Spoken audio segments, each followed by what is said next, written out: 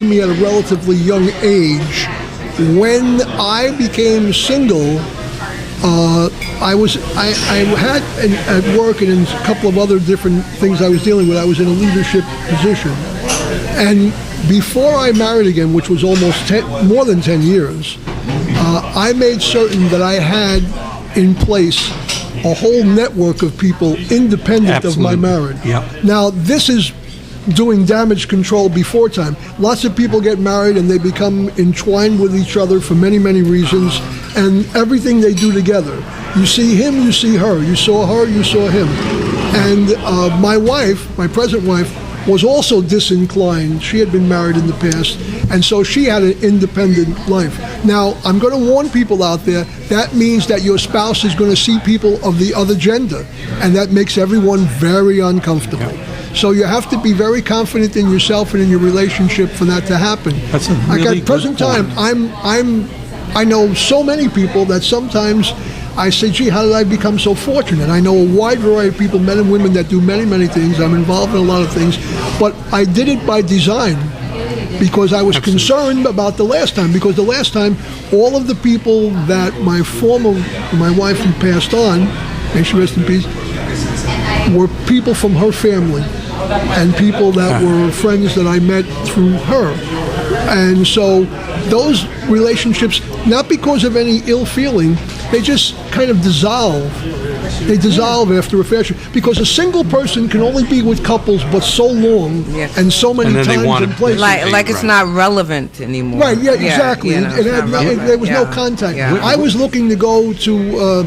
I'll use an extreme analogy. A disco. I'm going to Plato's Retreat, and they're going to church. You know, so it's just an extreme there analogy. You're going, right. It's not true. It's just an extreme analogy. Right. But it's a real problem for women. And I think that in some women it can be even more of a problem. Well, what happens? But there are women that it's less of a problem as well. Well, what happens very frequently is that the woman, particularly a divorced woman, is seen as a threat to a couple. Absolutely. So oh my God, they kind of drop her.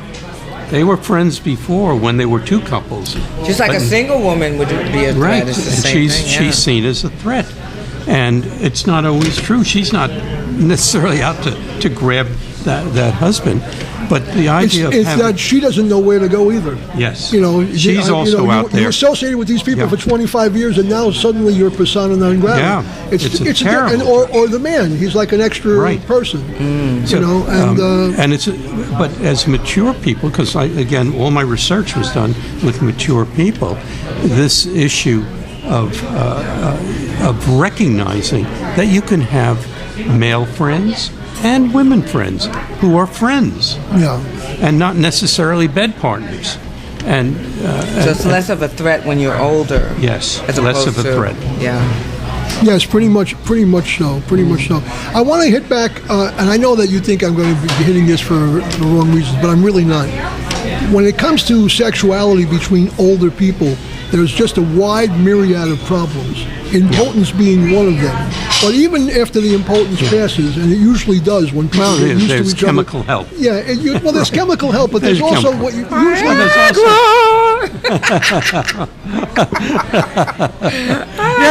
But it's true. Yeah. They can help.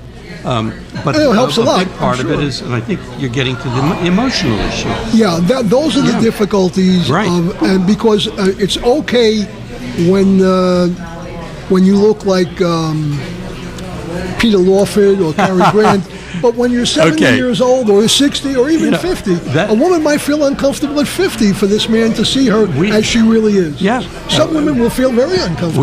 We actually did research on and that. So what did you find? And we found that many, many women say they would be more sexual if they were in better physical shape. That is... So I can attest to that. But that's. I walked down the street butt naked if I was, Yeah, but the fact is, as we age, our bodies change. You know, the 36, 24, 36. First of all, that's always been a myth. Very, very few women look like that. Very few. And one of the things we try to point out is to recognize. Let's say you're at the gym. And people are not exactly fitting, nor are you fitting the Apollo perfect image. So. Oh, you've seen me at the gym, huh? Yeah.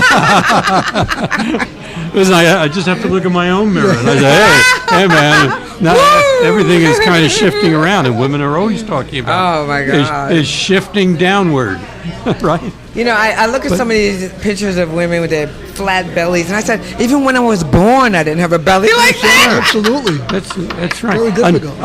You could, but it's usually surgically enhanced. So what this happens now, this comes back to where our heads are. Because I'm a firm believer there are dance steps for every dance in creation, and there's manuals and steps and pointers, and let me finish this thought, please. You could put the marks on the floor and so on and so forth. Oh, yeah. Yeah. But the reality is that if a man and woman want to dance together, they will. It has nothing to do with the steps. Absolutely. And it's the same thing sexually. If two people I'm a firm believer in pursuing people that might be interested in me. I don't like the idea of someone that hasn't got the least sexual thought about me trying to convince him it's a good idea. Yeah. It's very nice when you find someone that might be attracted to you. It's a chemistry. Yeah, they might be attracted to you too. You can't fight chemistry. You can't fight City Hall either. Well, if someone has no chemistry with you, again and you're going to bang your head off the wall, man or woman.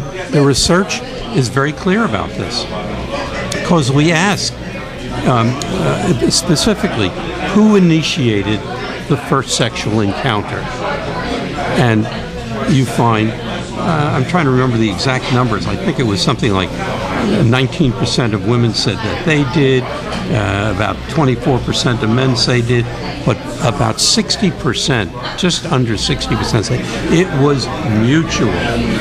It was the right time for them to move into a sexual situation. And sexual activity is only, particularly for mature people, it's only part of a relationship. It's not the reason for the relationship. I just want to say this. A friend of mine, I'm not going to mention her name, is just started dating this gentleman who's a widower, and he doesn't, get an erection. But she said, you know what? It doesn't matter, because he's such a nice man with such good friends.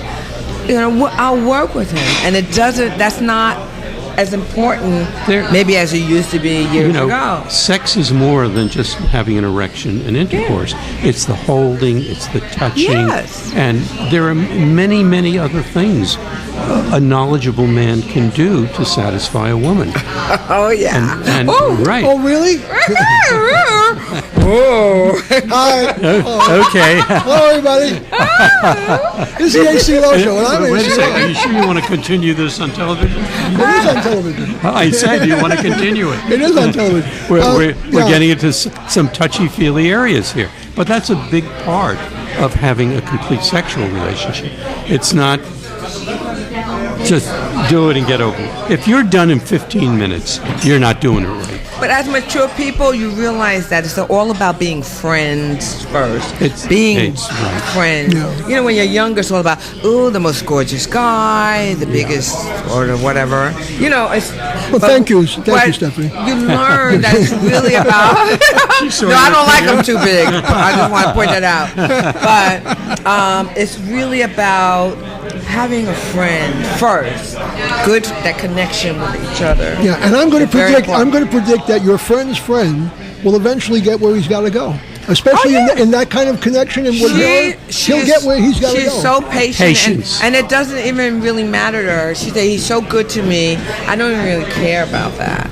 But it's a part of the total relationship. Mm-hmm. It's the talking, the caressing, the walking together, sharing a movie. The important things that really matter. And the sexual part will evolve. Mm-hmm. It will be a terrific shared experience, and it's got to be a shared experience. And it will not necessarily be just coitus. There will be other things that you will do that will be very close and satisfying to you, and in many ways better. And in fact, our research also says that women think they have better sexual activity in their maturity than they do. Honey. Right? Absolutely. Absolutely. We'll have to see. I know what I want.